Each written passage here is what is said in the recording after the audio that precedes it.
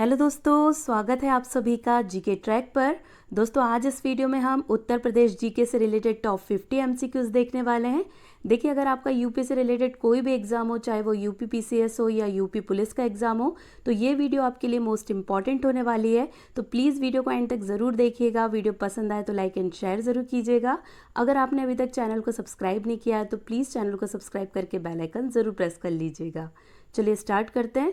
First question देखिए, उत्तर प्रदेश के निम्नलिखित किस ऐतिहासिक मेले में हिंदू और मुसलमान दोनों आते हैं? तो करेक्ट आंसर हो जाएगा ए, नौचंदी मेला इसका करेक्ट आंसर है। यहाँ पर हिंदू और मुस्लिम दोनों आते हैं। देखिए, नौचंदी मेला मेरठ के नौचंदी मैदान में आयोजित होने वाला एक वार्षिक मेला है। ये जो मेला है ये 1 महीने के लिए लगता है और मेरठ नगर निगम द्वारा इसको आयोजित किया जाता है। ये आमतौर पर होली के बाद जो दूसरा संडे आता है तब से ये शुरू हो जाता है। नौचंदी मेला मुख्य रूप से पशु व्यापारियों के लिए एक दिवसीय आयोजन के रूप में 1672 ईस्वी में शुरू हुआ था। तो मोस्ट इम्पॉर्टेंट फैक्ट्स हैं नौचंदी मेले के बारे में, आपको ये सभी याद रखना है। के किस शहर में 11 मंजिला पागल बाबा मंदिर स्थित है? मोस्ट इंपॉर्टेंट क्वेश्चन ये भी पागल बाबा मंदिर के बारे में पूछा जाता है। करेक्ट आंसर हो जाएगा ए, वृंदावन में स्थित है ये 11 मंजिला पागल बाबा मंदिर। देखिए, जो पागल बाबा मंदिर है ये सफेद संगमरमर से निर्मित 11 मंजिला मंदिर है। इसे पागल बाबा नामक एक संत द्वारा बनवाया गया था, इसीलिए इसका नाम पागल बाबा मंदिर पड़ा है। देखिए, जो पागल बाबा का असली नाम क्या था? तो श्री शीलानंद जी महाराज। ये भी क्वेश्चन पूछा गया है, आपको ये याद रखना है। नेक्स्ट देखिए, पागल बाबा मंदिर भगवान कृष्ण को समर्पित है। ये क्वेश्चन भी पूछा गया है कि किस भगवान को समर्पित है पागल बाबा मंदिर? तो आपको याद रखना है भगवान श्री कृष्ण को समर्पित है। इतने सारे फैक्ट आपको पागल बाबा मंदिर के बारे में याद रखना है। उत्तर प्रदेश का लखनऊ शहर निम्नलिखित में से किस हथकरघा उत्पादन के लिए प्रसिद्ध है? तो करेक्ट आंसर हो जाएगा सी, चिकनकारी के लिए प्रसिद्ध है लखनऊ। ये मोस्ट इंपॉर्टेंट है। देखिए, ये लखनऊ की सबसे मशहूर फैब्रिक सजावट स्टाइल में से एक है। चिकन बनाने की तकनीक को चिकनकारी के नाम से जाना जाता है। ये जो चिकनकारी है मलमल, रेशम, शिफॉन, ऑर्गेन्जा, नेट आदि जैसे विभिन्न प्रकार के वस्त्र आभूषण पर हाथ से बनाया जाता है। तो ये मोस्ट इंपॉर्टेंट है, आपको याद रखना है। कहाँ पर होता है ये? लखनऊ में। उत्तर प्रदेश में आयोजित कंपिल मेला किस समुदाय से जुड़ा है? Most important question. Correct answer हो जाएगा ए, जैन समुदाय से जुड़ा हुआ है कंपिल मेला। देखिए, जो कंपिल मेले का नाम है ये उसके उसी स्थान पर पड़ा है जहां ये लगता है मेला। ठीक है, कंपिल एक प्राचीन ऐतिहासिक नगर है जिसका उल्लेख हमारे महाकाव्यों में भी मिलता है। ये जो कंपिल था इसका पहले नाम क्या था? देखिए, कंपिल्य। जो अभी कंपिल के नाम से जाना जाता है वो पहले कंपिल्य के नाम से जाना जाता था और ये राजा ध्रुपद की राजधानी थी। कंपिल मेला महान गुणी व्यक्ति जो 13वें तीर्थकर थे ब्राह्मण विमल नाथ की यात्रा की स्मृति में आयोजित किया जाता है। तो अगर आपसे पूछे ये कौन से समुदाय से संबंधित है तो ये जैन समुदाय से संबंधित है। उत्तर प्रदेश के निम्नलिखित जिलों में से कौन सा नेपाल के साथ सीमा साझा नहीं करता है? तो कौन सा नहीं करता है? करेक्ट आंसर हो जाएगा सी, कुशीनगर। ये नेपाल के साथ सीमा साझा नहीं करता है। देखिए, उत्तर प्रदेश राज्य नेपाल के साथ कुल 7 जिलों को छूते हुए 599.3 किलोमीटर लंबी खुली सीमा साझा करता है। कौन कौन से हैं ये 7 जिले? देखिए, पीलीभीत, लखीमपुर खीरी, बहराइच, श्रावस्ती, बलरामपुर, सिद्धार्थनगर और महाराजगंज। ये 7 जिले टच करते हैं। कुशीनगर इसमें नहीं है, तो हमारा करेक्ट आंसर क्या हो जाएगा? कुशीनगर। जा दिन जन्म भयो डैश का धरती धसी 2.5 हाथ। उपयुक्त लोकोक्ति का संबंध उत्तर प्रदेश की किस ऐतिहासिक विभूति से है? तो करेक्ट आंसर हो जाएगा सी, आल्हा से संबंधित है। ये आपको याद रखना है किसके लिए बोला गया है ये? आल्हा के लिए। देखिए, जब आल्हा का जन्म हुआ तो धरती बुंदेलखंड 2.5 हाथ धस गई थी। लोकप्रिय लोक गायन शैली है। लोक संगीत की इस शैली को आल्हा के नाम से जाना जाता है। आला बुंदेली और अवधी की एक महत्वपूर्ण कविता है जो वीर गाथा काल के महान कवि जगनिक के द्वारा रचित परमल रासों पर आधारित है। तो ये मोस्ट इंपॉर्टेंट है, जगनिक के द्वारा लिखी गई है आलाखंड, उसी की ये लोकोक्ति है। आपको ये याद रखना है क्योंकि एग्जाम में ये पूछी जाती है। काकोरी षड्यंत्र केस में प्रधान आरोपी पंडित राम प्रसाद बिस्मिल को उत्तर प्रदेश के किस शहर में फांसी दी गई थी? तो करेक्ट आंसर हो जाएगा बी, गोरखपुर में फांसी दी गई थी राम प्रसाद बिस्मिल को। देखिए उत्तर प्रदेश में लखनऊ के निकट काकोरी में ट्रेन से लदे सरकारी खजाने को लूटने के लिए बिस्मिल ने एक सुनियोजित योजना को अंजाम दिया था। ये घटना कब हुई है? तो 9 अगस्त 1925 आपको याद रखना है, जिसे हम काकोरी ट्रेन एक्शन के नाम से जानते हैं। ये मोस्ट इंपॉर्टेंट डेट है, एग्जाम में पूछी जाती है। देखिए बिस्मिल को इसमें, क्योंकि ये लोग पकड़ा गए थे, तो बिस्मिल को 19 दिसंबर 1927 को गोरखपुर जेल में, अशफाकुल्ला खान को फैजाबाद जेल में, ठाकुर रोशन सिंह को नैनी इलाहाबाद जेल में फांसी की सजा दी गई थी। तो ये मोस्ट इंपॉर्टेंट फैक्ट्स हैं, आपको याद रखना है। इनमें से कौन सा खनिज उत्तर प्रदेश के मिर्जापुर जिले में पाया जाता है? तो कौन सा है? करेक्ट आंसर हो जाएगा सी, चूना पत्थर, डोलोमाइट, संगमरमर। ये उत्तर प्रदेश के मिर्जापुर जिले में पाया जाता है। देखिए उत्तर प्रदेश के मिर्जापुर जिले में कई सारे खनिज पाए जाते हैं, जैसे कैल्साइट, बलुआ पत्थर, एस्बेस्टस, संगमरमर, चूना पत्थर, डोलोमाइट, ये सभी पाए जाते हैं। इसके अलावा मिर्जापुर जिले में और क्या है? तो ये कालीनों और पीतलों के बर्तनों के उद्योग के लिए जाना जाता है, और मिर्जापुर जिले में विंध्याचल के पवित्र मंदिर और अष्टभुजा के लिए भी ये प्रसिद्ध है। तो इतनी चीजें आपको मिर्जापुर के बारे में याद रखना है। उत्तर प्रदेश के किस शहर को भारत की धार्मिक राजधानी के रूप में जाना जाता है? कौन सा शहर है? तो करेक्ट आंसर हो जाएगा सी, वाराणसी को भारत की धार्मिक राजधानी के रूप में जाना जाता है। देखिए वाराणसी को काशी के नाम से भी जाना जाता है। वाराणसी एक प्रसिद्ध हिंदू पवित्र शहर है जो गंगा नदी के तट पर स्थित है। वाराणसी मुख्य रूप से शैववाद से जुड़ा हुआ है, मतलब शिव की नगरी या शैववाद से जुड़ा हुआ वाराणसी माना जाता है। उत्तर प्रदेश में निम्नलिखित में से किस स्थान पर एल्यूमिनियम का संयंत्र है? Most important question. Correct answer हो जाएगा बी, रेणुकूट में एल्यूमिनियम का संयंत्र लगा हुआ है। देखिए भारत का दूसरा सबसे बड़ा धातु कर्म उद्योग एल्यूमिनियम उद्योग है, क्योंकि ये एक हल्की धातु होती है, जंग के लिए प्रतिरोधी, गर्मी के लिए संवाहक, लचीला और अन्य धातुओं के साथ मिश्रित होने पर ये बहुत ज़्यादा मजबूत हो जाती है, इसलिए मोस्ट इंपॉर्टेंट धातु है ये। और Renukoot Hindustan aluminium corporation limited या हिंडाल्को जिसे हम कहते हैं, इसकी स्थापना 1958 में मिर्जापुर से लगभग 160 किलोमीटर दक्षिण रेणुकूट में हुई थी। ये आपको याद रखना है, मोस्ट इंपॉर्टेंट है क्योंकि एग्जाम में पूछा गया है ये। निम्नलिखित में से कौन सा कृषि विश्वविद्यालय उत्तर प्रदेश में नहीं है? तो इनमें से कौन सा नहीं है? करेक्ट आंसर हो जाएगा सी, जीवी पंत कृषि एवं प्रौद्योगिकी विश्वविद्यालय, ये उत्तर प्रदेश में स्थित नहीं है। देखिए पंतनगर विश्वविद्यालय, जिसे जीवी पंत कृषि विश्वविद्यालय के नाम से जाना जाता है, भारत का पहला कृषि विश्वविद्यालय है। ये सबसे इंपॉर्टेंट फैक्ट है कि भारत का पहला कृषि विश्वविद्यालय कौन सा है? तो पंतनगर विश्वविद्यालय है, ये आपको याद रखना है। 1972 में इसका नाम बदलकर गोविंद बल्लभ पंत कृषि एवं प्रौद्योगिकी विश्वविद्यालय कर दिया गया था। ये विश्वविद्यालय कहाँ स्थित है? तो ये उत्तराखंड के कैंपस टाउन में स्थित है। आपको ये भी याद रखना है कहाँ पर है ये? तो उत्तराखंड के कैंपस टाउन में ये स्थित है, मतलब ये उत्तर प्रदेश में स्थित नहीं है। तो हमारा करेक्ट आंसर क्या हो जाएगा? जीवी पंत कृषि विश्वविद्यालय। उत्तर प्रदेश का कौन सा स्थान पूरब की घास के नाम से जाना जाता है? करेक्ट आंसर यहाँ पर हो जाएगा डी, कन्नौज को पूरब की घास के रूप में जाना जाता है। देखिए grass of the east Kannauj शहर को दिया गया उपनाम है। कन्नौज को ऋषभ दीक्षित का साम्राज्य और भारत की इत्र राजधानी के रूप में भी जाना जाता है। तो ये मोस्ट इंपॉर्टेंट है, ये नाम भी पूछे जाते हैं, आपको याद रखना है। इफ्को यूरिया संयंत्र उत्तर प्रदेश के किस स्थान पर स्थापित है?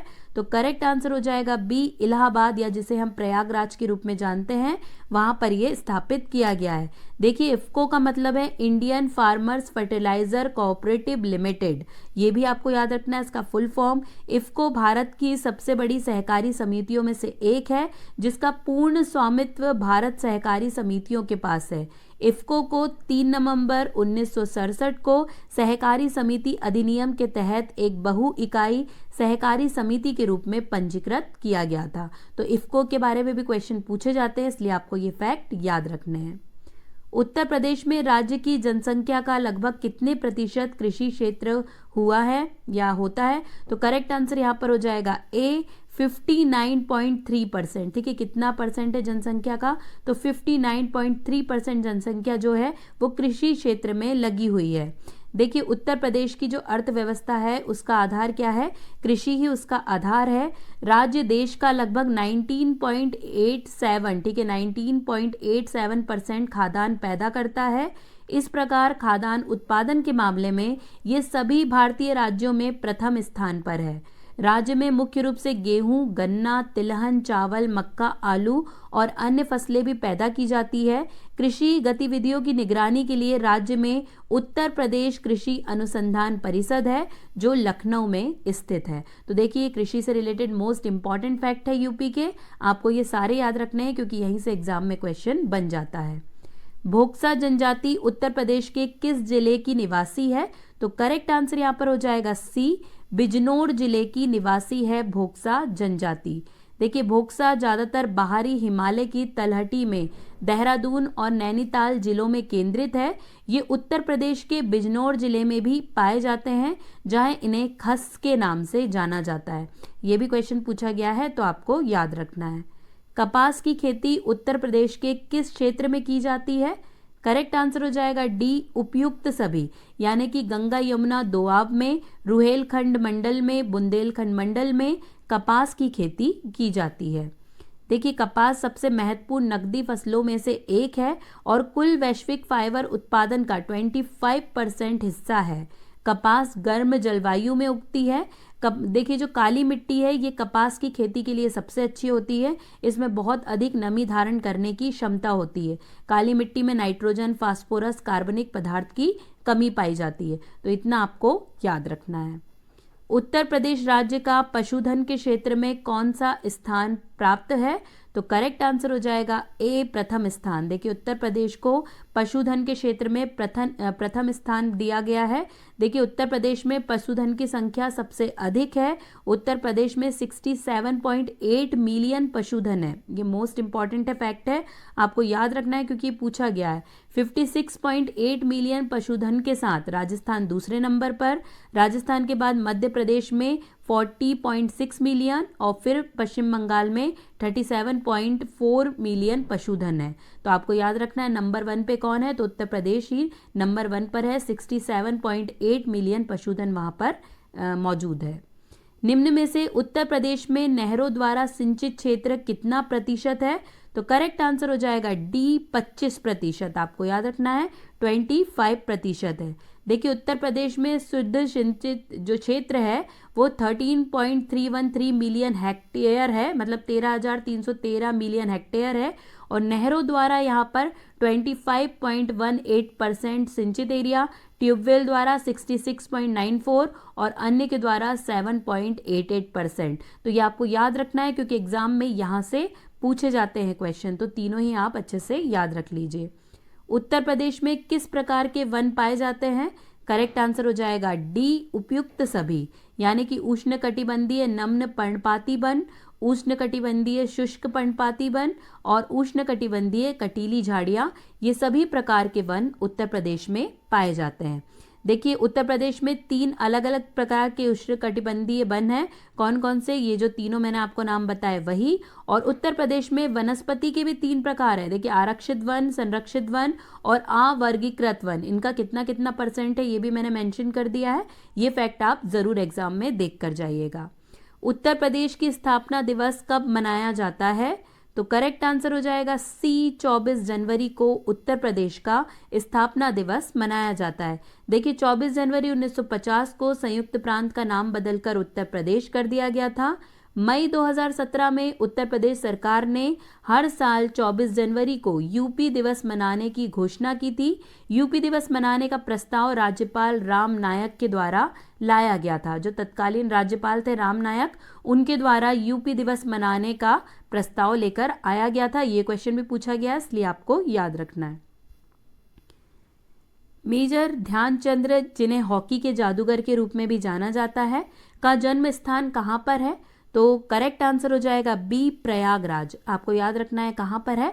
प्रयागराज या जिसे इलाहाबाद के नाम से जानते थे। ध्यानचंद्र का जन्म 29 अगस्त 1905 को, देखिए ध्यानचंद्र जी का जो बर्थडे है 29 अगस्त, उसे हम खेल दिवस के रूप में मनाते हैं, ये भी आपको याद रखना है।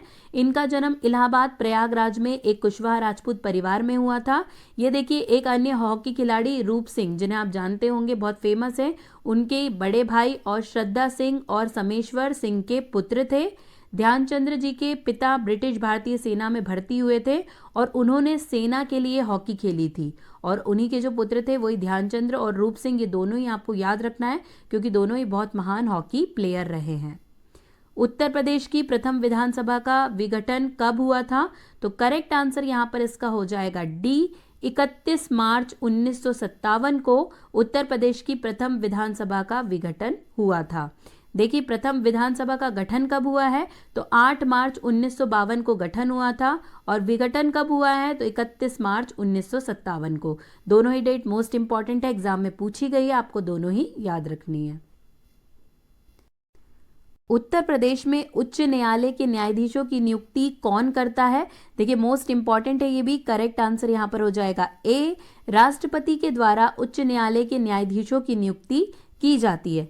देखिए सभी उच्च न्यायालय के न्यायाधीशों की नियुक्ति राष्ट्रपति द्वारा भारत के मुख्य न्यायाधीश, संबंधित राज्य के राज्यपाल और उस उच्च न्यायालय के मुख्य न्यायाधीश की सलाह मशवरे के बाद की जाती है। तो अगर आपसे पूछा जाए कि नियुक्ति किसके द्वारा की जाती है, तो करेक्ट आंसर हो जाएगा राष्ट्रपति की।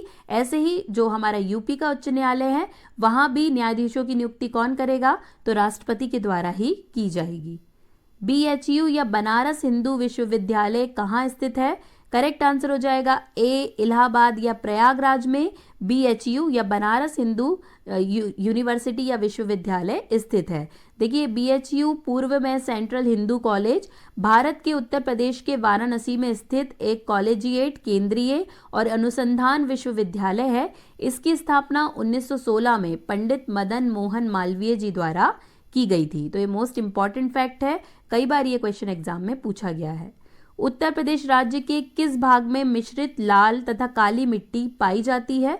करेक्ट आंसर यहाँ पर हो जाएगा सी, दक्षिण के पठारी प्रदेश में मिश्रित लाल और काली मिट्टी पाई जाती है। देखिए दक्षिण के पठारी प्रदेश में मिश्रित लाल और काली मिट्टी पाई जाती है। विंध्याचल क्षेत्र में विंध्य की चट्टानों के द्वारा ये विकसित हुई है, जिसमें ग्रेनाइट, बलुआ पत्थर, क्वार्ट्जाइट, चूना पत्थर, डोलोमाइट आदि शामिल है। इसके पास मिश्रित लाल और काले रंग की मिट्टी पाई जाती है। यह प्रकृति में थोड़ी क्षारीय है, अत्यधिक सूखी है और निम्न जल उपलब्ध क्षमता है इसकी।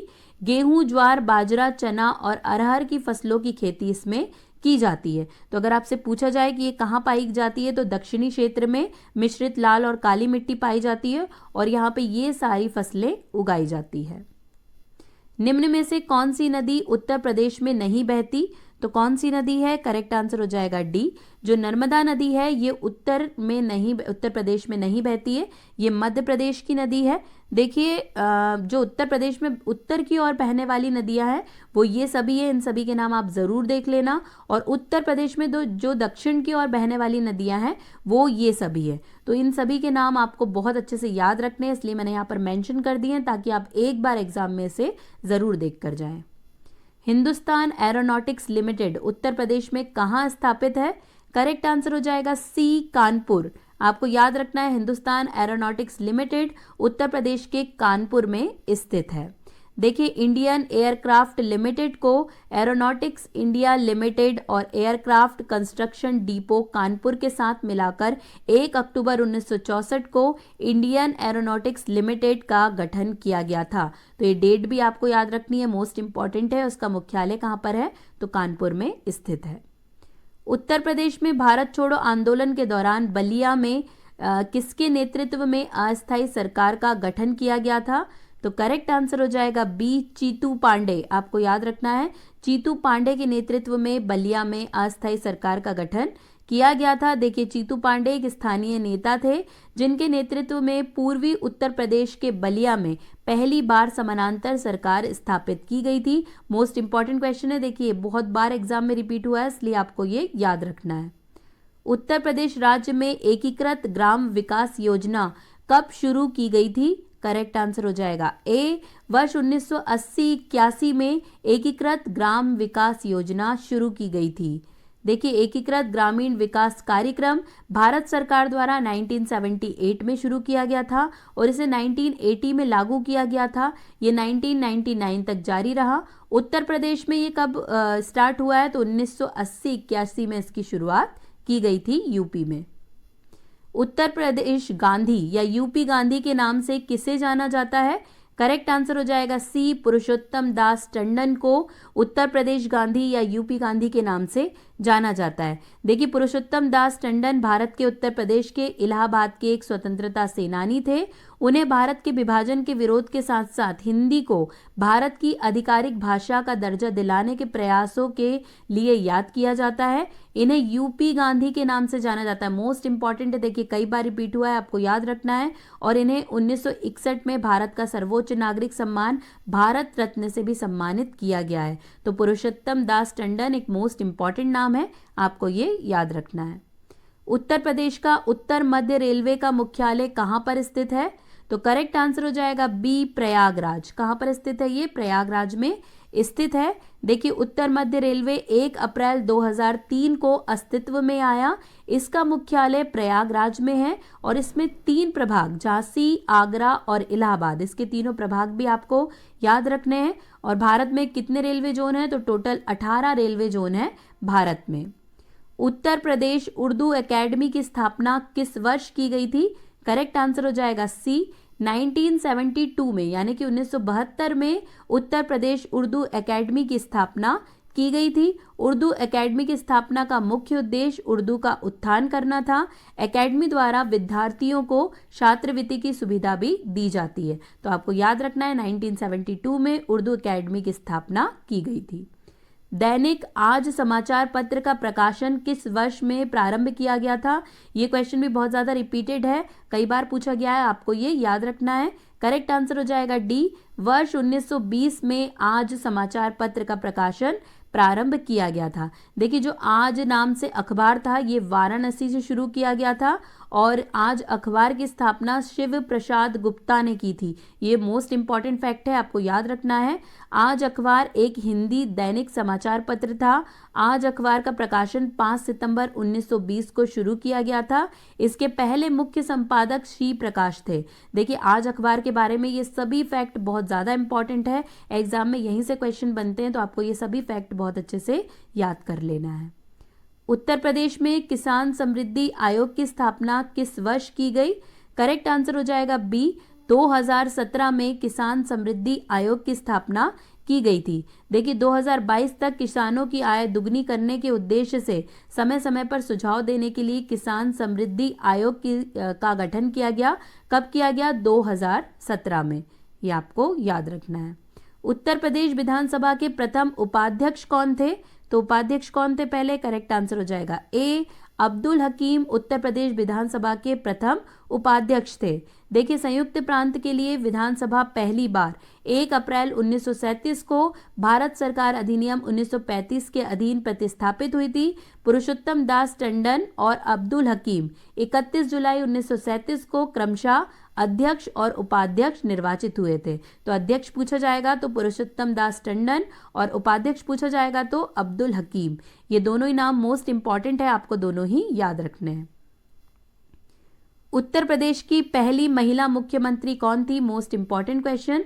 करेक्ट आंसर यहां पर इसका हो जाएगा डी, सुचेता कृपलानी उत्तर प्रदेश की पहली महिला मुख्यमंत्री थी। देखिए, मुख्यमंत्री बनने वाली पहली महिला भारतीय राष्ट्रीय कांग्रेस पार्टी की सुचेता कृपलानी थी, जिन्होंने 2 अक्टूबर 1963 को उत्तर प्रदेश के मुख्यमंत्री के रूप में शपथ ली थी। तो ये मोस्ट इंपॉर्टेंट फैक्ट है, आपको याद रखना है।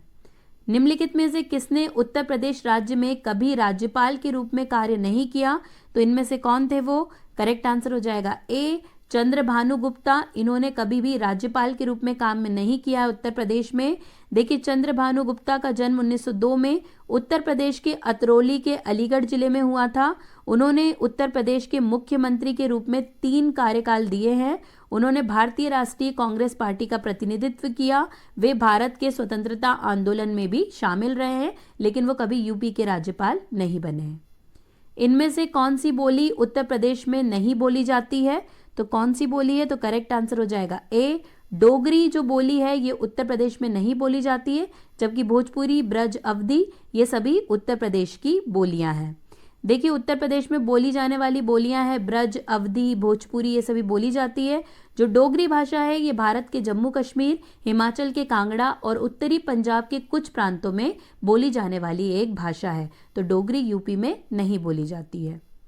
राकर मिट्टी उत्तर प्रदेश के कहाँ पर पाई जाती है?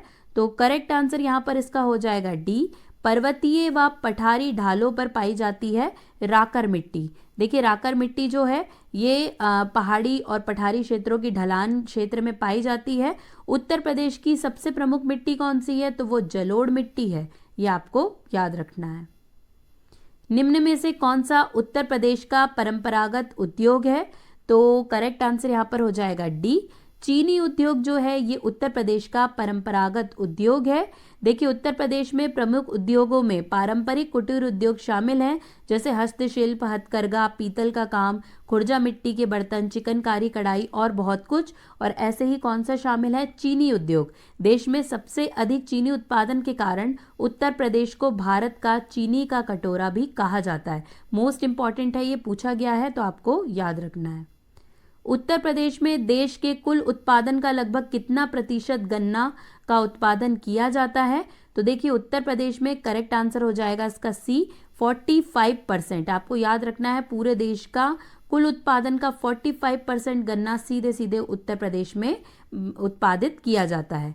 तो देखिए कितना है 45%, ये याद रखना है आपको। उसके बाद महाराष्ट्र, देखिए नंबर 1 पे उत्तर प्रदेश है, उसके बाद महाराष्ट्र, उड़ीसा और तमिलनाडु का स्थान रहा है। भातखंडे हिंदुस्तानी संगीत विश्व महाविद्यालय की नींव लखनऊ में किस दिन रखी गई थी? तो करेक्ट आंसर यहाँ पर इसका हो जाएगा बी, 15 जुलाई 1926 को भातखंडे हिंदुस्तानी संगीत महाविद्यालय की नींव लखनऊ में रखी गई थी। देखिए 15 जुलाई 1926 को पंडित विष्णु नारायण भातखंडे ने राय उमानाथ बाली और राय राजेश्वर बाली और लखनऊ के अन्य संगीत संरक्षकों और पारखी की मदद और सहयोग से लखनऊ में एक संगीत महाविद्यालय की स्थापना की थी, जिसे ही हम भातखंडे संगीत महाविद्यालय के नाम से जानते हैं। गुप्त काल के समय उत्तर प्रदेश में कौन से नगर व्यवसाय, शिक्षा व कला का मुख्य केंद्र इनमें से कौन सा था? तो करेक्ट आंसर हो जाएंगे सभी, मतलब मथुरा, प्रयाग, कौशाम्बी, ये सभी करेक्ट है। देखिए गुप्त काल में उत्तर प्रदेश के मथुरा, कौशाम्बी, प्रयाग नगर व्यवसाय, शिक्षा एवं कला के मुख्य केंद्र थे। तो ये सभी थे, आपको याद रखना है। उत्तर प्रदेश जिला पंचायत का कार्यकाल कितने वर्ष का होता है? करेक्ट आंसर हो जाएगा बी, 5 वर्ष का। उत्तर प्रदेश जिला पंचायत का कार्यकाल 5 वर्षों का होता है। देखिए पहली बैठक की तारीख से ये 5 वर्ष तक का कार्यकाल होता है। पंचायत ग्रामीण क्षेत्रों के लिए अनुच्छेद 243 बी के तहत गठित एक स्वशासन की संस्था है। पंचायत की सभी सीटों का चुनाव सीधे पंचायती क्षेत्र के क्षेत्रीय निर्वाचन क्षेत्रों से किया जाता है। ये भी मोस्ट इंपॉर्टेंट फैक्ट है, पूछा गया एग्जाम में। पंचायत की पहली बैठक की तारीख से 5 साल के लिए चुनी जाती है। ठीक है, जब पहली बैठक होती है उससे 5 साल के लिए पंचायत चुनी जाती है। तो अगर आपसे कार्यकाल पूछा जाए तो ये आप बता सकते हैं कि 5 वर्षों का होता है। कृषि विभाग की स्थापना उत्तर प्रदेश में कब की गई थी? तो करेक्ट आंसर यहाँ पर इसका हो जाएगा सी, 1 मई 1920 को कृषि विभाग की स्थापना की गई थी। देखिए गवर्नमेंट ऑफ इंडिया एक्ट 1919 के पारित होने के उपरांत कृषि क्षेत्र राज्य सरकार के अधीन हो जाने के फलस्वरूप कृषि विभाग को 1 दिसंबर 1919 से एक स्वतंत्र विभाग बनाया गया था और 1 मई 1920 को इसकी विधिवत स्थापना की गई थी। तो ये मोस्ट इंपॉर्टेंट है, आपको याद रखना है।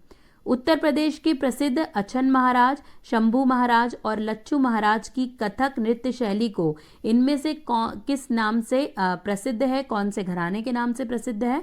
तो करेक्ट आंसर हो जाएगा बी, लखनऊ घराना। ये मोस्ट इंपॉर्टेंट क्वेश्चन है, बहुत बार रिपीट हुआ है। देखिए जो भारतीय शास्त्रीय नृत्य शैली कथक के कलाकारों से जुड़ा प्रसिद्ध घराना है। लखनऊ शैली कथक नृत्य में सुंदरता और प्राकृतिक संतुलन, देखा गया है, मतलब इसमें जो है सुंदरता भी होती है, साथ ही साथ प्राकृतिक संतुलन भी होता है। ये लखनऊ शैली में जो कथक नृत्य होता है उसके लिए कहा गया है। और उत्तर प्रदेश के प्रसिद्ध अचन महाराज, शंभू महाराज और लच्छू महाराज की कथक नृत्य शैली लखनऊ घराने से संबंधित है। तो ये मोस्ट इंपॉर्टेंट क्वेश्चन है, बहुत बार रिपीटेड है, आपको ये याद रखना है।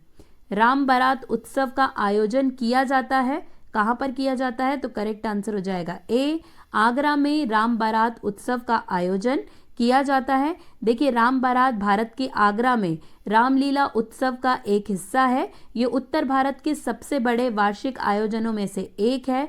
राम बारात का शाब्दिक अर्थ होता है श्री राम की बारात, या फिर विवाह के टाइम जो जुलूस निकलता है वो। हर साल आगरा में एक नया इलाका चुना जाता है और उसे रोशनी और फूलों से सजाया जाता है, और वहीं से ये विवाह का जुलूस निकलता है, जिसे राम बारात के नाम से जाना जाता है। उत्तर प्रदेश की कौन सी जनजाति की उपजातियां कठरिया, डिगोरा और राणा है? देखिए, बहुत बार क्वेश्चन पूछा गया है। करेक्ट आंसर हो जाएगा सी, थारू जनजाति की उपजातियां हैं ये सभी। तो उत्तर प्रदेश की जो थारू जनजाति है, उत्तर प्रदेश की सबसे बड़ी जनजातियों में से एक है। वे मुख्य रूप से बहराइच, श्रावस्ती, बलरामपुर और लखीमपुर खीरी जिलों में केंद्रित है। वे मुख्य रूप से कृषि और पशुपालन में लगे हुए रहते हैं, थारू जनजाति के जो लोग हैं वो। उत्तर प्रदेश में कोयले की खदानें कहाँ स्थित है? तो करेक्ट आंसर हो जाएगा डी, चुर्क और डल्ला में कोयले की खदानें स्थित है। देखिए, चुर्क व डल्ला सोनभद्र जिले में स्थित है। उत्तर प्रदेश में सर्वाधिक कोयले का उत्पादन सोनभद्र जिले में होता है। इसके साथ ही ये जिला भारत में भी प्रमुख कोयला उत्पादन क्षेत्र में आता है, जहां अधिकांश कोयले के भंडार पाए जाते हैं। तो चुर्क और डल्ला कहाँ पर है? सोनभद्र जिले में। ये मोस्ट इंपॉर्टेंट है, आपको याद रखना है, क्योंकि यहाँ पे सर्वाधिक कोयले का उत्पादन किया जाता है। अब बारी है लास्ट क्वेश्चन की। उत्तर प्रदेश का छोलिया नृत्य गति किस जाति में प्रचलित है?